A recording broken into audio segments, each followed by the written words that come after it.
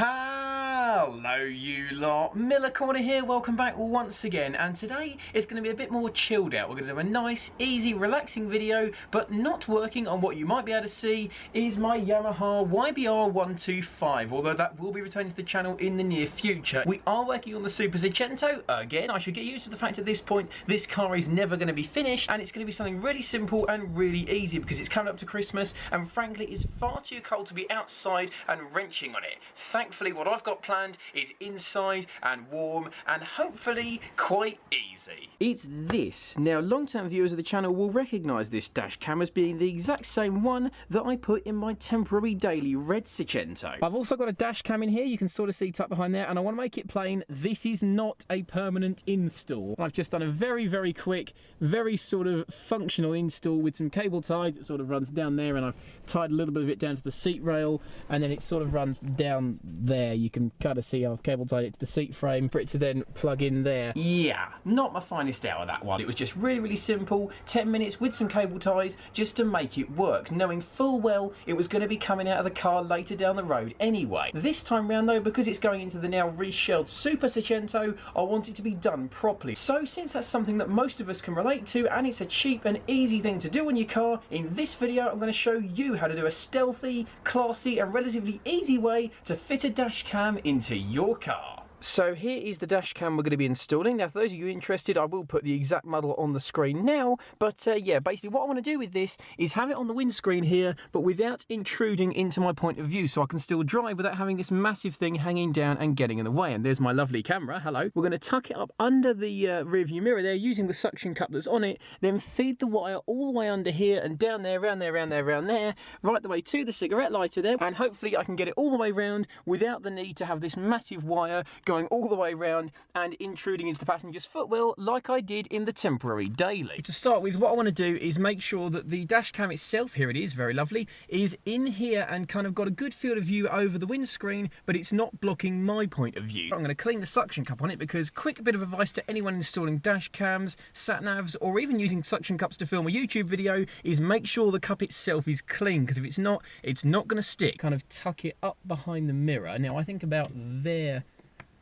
would be pretty good, because as it is where I'm driving here, I won't actually be seeing that. Now you can obviously see that from your point of view, but even from where you're looking at it, you can tell that's not going to be intruding into my point of view, because I'm actually going to see pretty much all of the rear view mirror before I actually see the dash cam itself. The next thing to do is to make sure the entire length of the cable will actually reach to the dash cam and all the way to the cigarette lighter. So I think I'm going to start at the actual dash cam itself, and then we've got an idea of how much wire length we've got. Thankfully in this case the wire is detachable, and to be honest with you, you should be looking for a dash cam with a detachable cable, because it means you know exactly what you've got to play with, and obviously everyone likes knowing what they've got to play with. I mean, that's probably 1.5 meters.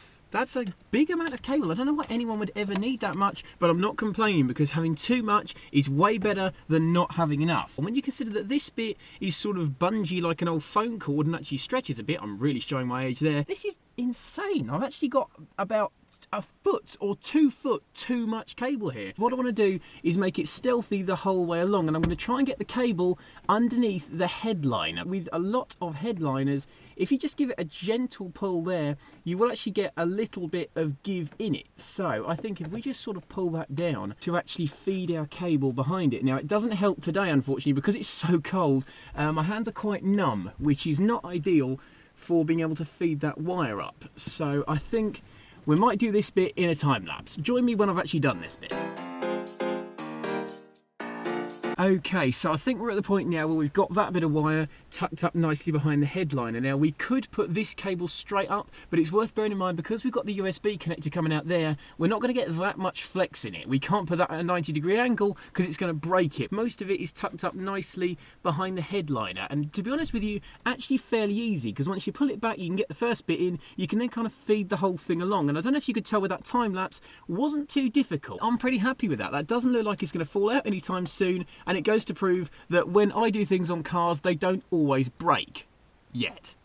there is a piece of plastic trim all the way down here to make it a little bit more sumptuous and luxurious, because obviously that's what the Seicento is about. Because this is kind of tucked behind the door rubber, we've got it pushed right up against the windscreen there, and we do need to try and get our wire in there somehow. We're going to need the right equipment. Thankfully, I've got just the tools for the job, because I've jumped on eBay and got myself some trim removal tools. Now, those of you that work on your own cars, these are pretty much invaluable because they allow you to pull back pieces of plastic trim on your car, door cards, door pockets, pieces of trim on your windscreen, all that kind of stuff without scratching it. It is technically possible to pull stuff off with screwdrivers, with pliers, all that kind of stuff, but if you actually care about your car, and if you're working on it yourself, you probably do, you're gonna scratch it quite badly with screwdrivers. At the end of the day, you're putting a sharp piece of metal, like a screwdriver blade, right up next to some soft plastic. And those of you that have got cars that have had dogs and or kids in them will know quite how easy it is to scratch trims in cars. So trim removal tools are a surefire way to get stuff off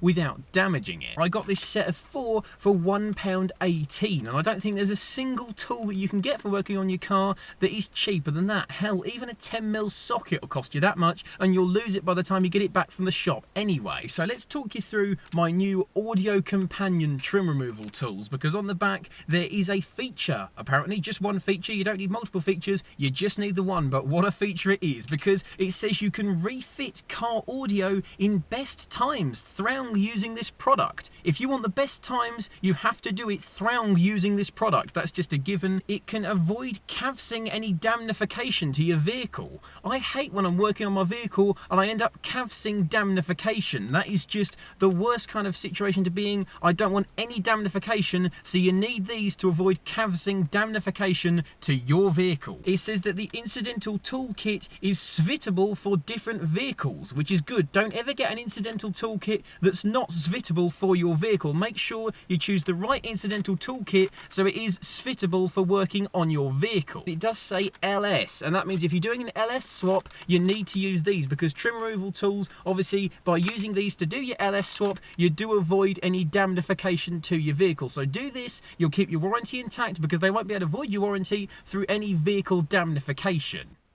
Okay, so I've got one of my new audio companions to hand. I think the plan of action here is to see how we can get the wire to go behind this piece of plastic trim. Now, there's 2 ways we could do this. We could sort of pull it back this way and try and tuck it down the front, but the problem is we do then run into the dashboard there, and that ain't bending out the way, so we're going to kind of get it stuck there, pull that back there, and we might be able to get our wire behind there. So I think that would actually be a fairly efficient way of cable management. Let's give it a go. And I also think I'm not going to be able to do this from this side of the car, so I'm going to have to climb over, which is going to be, as anyone who's ever swapped from the front seat to the other front seat in a car will know, that that's going to be an incredibly easy and not at all awkward thing to do. So yeah, cue the time lapse.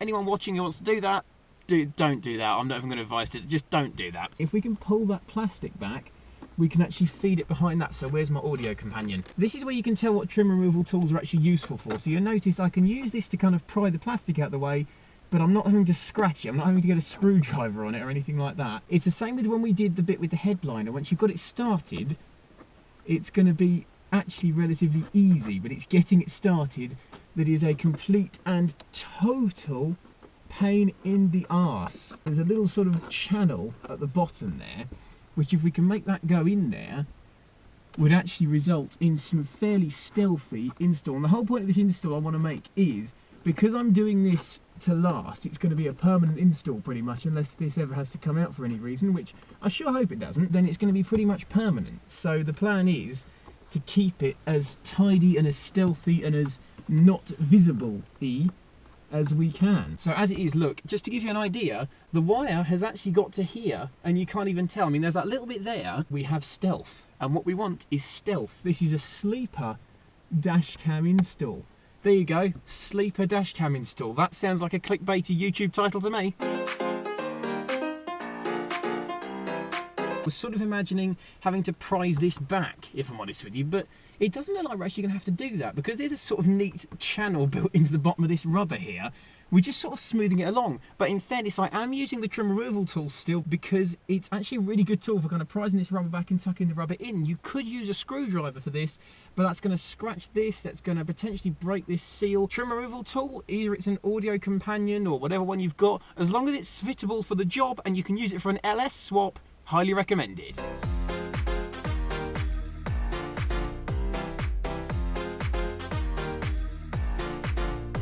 Okay, so I think we're as far down in there now as we're going to get, realistically. If I just run my audio companion all the way along, we can make sure we've got the neatest join line possible.